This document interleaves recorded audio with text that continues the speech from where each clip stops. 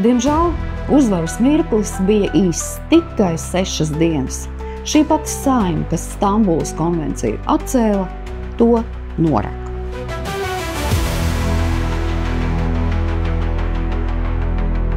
Viena no 30. oktobra vēla vakara līdz 5. novembra agram rītam Nacionālajai apvienībai un apvienotajam sarakstam pietika, tā teikt, spēka un drosmes iestāties par savām vērtībām, par konservatīvajām vērtībām un atbalstīt Stambulas konvencijas atcelšanu.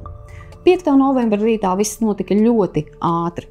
Sanāca ārlietu komisijas sēde, kura jau ar vairākumu atbalstīja šīs te konvencijas atcelšanas nodošanu nākamajai Saeimai, 15. Saeimai, un pēc tam jau secīgi plenārsēde, kur ar 53 balsīm par tika nobalsots par to, ka konvencija šobrīd, tā teikt, tiek norakta un atlikta uz nākamo Saeimu. Te nāk prātā jautājums, kas tad pēkšņi notika ar Nacionālo apvienību un apvienoto sarakstu, ka 6 dienu laikā tik radikāli tika mainītas domas, un abas šīs te frakcijas faktiski nobalsoja tieši tāpat kā Vienotība un Progresīvie, kuri iestājās pret konvencijas denoncēšanu. Šis jautājums visticamāk, lai paliek uz katra deputāta sirdsapziņas, bet Latvija pirmajā vietā frakcijas vadītāja Linda Liepiņa savā uzrunā no Saeimas tribīnes pateica ļoti trāpīgi. Nacionālā apvienība un apvienotais saraksts. Neceliet to, ko jūs nevarat panest. Beidziet mānīt Latvijas sabiedrību par tām vērtībām, par kurām jūs neesat gatavi iestāties līdz galam. Un līdz galam bija šodien. Tas nebūs ne rīt, ne parīt, ne pēc gada. Līdz galam par vērtībām bija šodien. Es balsoju pret mīkstmiesību, pret rāpulību atpakaļ un pret stājas zaudēšanu. Es balsoju pret nodevību, gļēvulībai un savu vērtību nodošanai. No šodienas ir jauns vārds, un tā ir atlikšana. Lai gan jautājums par Stambulas konvenciju daudziem patiešām jau ir stipri apnicis, vēl dažas replikas, kuras ir būtiskas par šo te dokumentu. Pirmkārt, no 210 Eiropas padomes konvencijām šī ir vienīgā, ielāgojiet vienīgā, par kuru nav balsojušas Eiropas padomes dalībvalstis.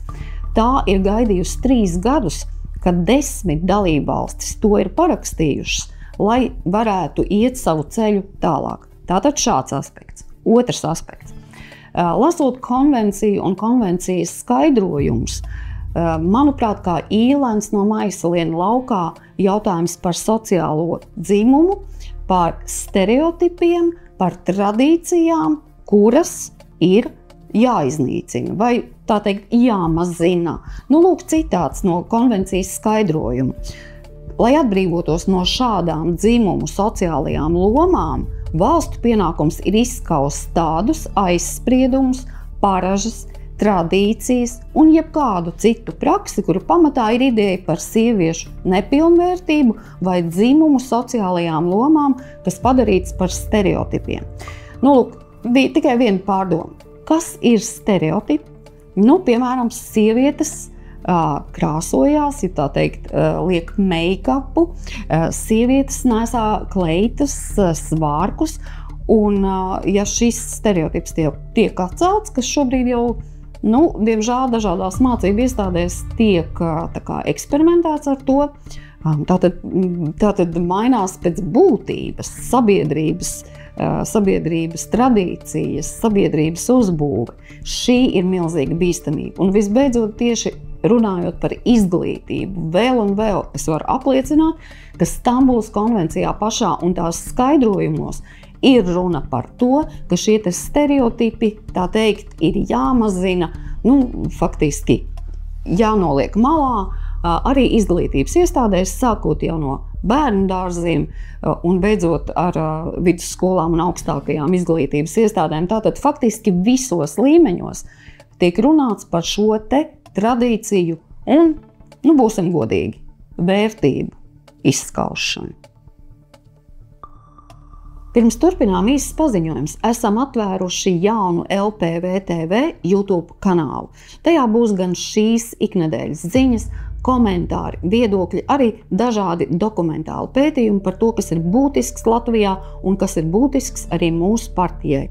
Ja esat uzsākuši mums sekot, dariet to arī turpmāk. Links būs video aprakstā. Bet ar Stambulas konvenciju nekas nebeidzās. Saeimas dienas kārtībā ir nākamā gada valsts budžets. Un 2 dienas notika plenārsēdes, kurās Latvija pirmajā vietā deputāti aktīvi piedalījās debatēs. Tiek gatavoti arī Latvija pirmajā vietā priekšlikumi 2. lasījumam un galīgajam lasījumam tieši budžetā. Un kādi tad šie priekšlikumi varētu būt?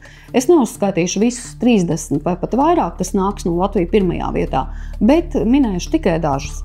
Piemēram, Latvija pirmajā vietā ir sagatavojusi priekšlikumu par pievienotās vērtības nodokļa samazināto likmi 12% apmērā, izmitināšanas pakalpojumiem, turistu mītnēs un sabiedriskās ēdināšanas pakalpojumiem. Par šo jautājumu esam daudz runājuši, mūsu deputāti par to ir debatējuši.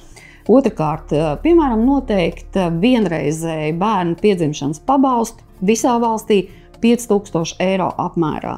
Kādēļ? Skaidrs, kādēļ mūsu valsts, būsim godīgi, izmirst. Mirst vairāk nekā dzimst. Šis varētu arī līdzēt dzimstības veicināšanai. Nākamais. Latvija pirmajā vietā rosina arī noteikt, ka Latvenergo 2025. gada dividendes neieskaita viss valsts pamatbudžetā, bet tās pilnā apmērā novirza elektroenerģijas tarifu samazināšanai Latvijas galapatērētājiem. Tātad ikvienam no mums, kā arī investīciju projektiem, elektroenerģijas ražošanas jaudu un elektrotīklu attīstībai. No Latvijas pirmajā vietā deputātiem nāk arī ierosinājums piešķirt 10 miljonus eiro ekonomikas ministrijai turisma objektu attīstībai, proti, lai Rīga varētu pilnvērtīgi konkurēt ar Viļņu, ar Tallinu. Būsim godīgi, šobrīd Rīga nekonkurē pilnvērtīgi. Un lai tie turisti, kas brauc uz Rīgu, šeit pavadītu kā minimums 2 līdz 3 naktis, kas tad jau dod efektu arī valsts ekonomikai. Viens no Latvijas pirmajā vietā frakcijas ierosinājumiem paredz, ka fiziskai personai, tātad jums, ja jūs būvējat māju saviem spēkiem vai ar būvuzņēmēju palīdzību, ir tiesības saņemt kompensāciju par samaksāto PVN par būvmateriāliem, kas tātad izmantoti būvniecībā. Skaidrs, ka mērķis ir mazināt mājsaimniecību izmaksas mājokļu būvniecībā un arī veicināt ģimeņu iespējas beigās uzbūvēt sev mājokli. Un vēl ir vērts pieminēt, ka Latvija pirmajā vietā ir iesniegusi priekšlikumus 2 miljonus eiro no satiksmes ministrijas programmas Rail Baltica projektam pārvirzīt labklājības ministrijas apakšprogrammai, kas ir domāta tieši atbalsta instrumentiem vardarbības ģimenē mazināšanai. Tātad šis finansējums tiktu izmantots, lai stiprinātu vardarbības upuru atbalsta mehānismus, attīstītu prevencijas un izglītošanas pasākums, kā arī uzlabotu starp institucionālo sadarbību šajā jomā. Tas ir ļoti būtiski. Tas arī viss par šo politiski vētraino nedēļu. Tuvojas svētku nedēļa. Tuvojas 11. novembris, 18. novembris.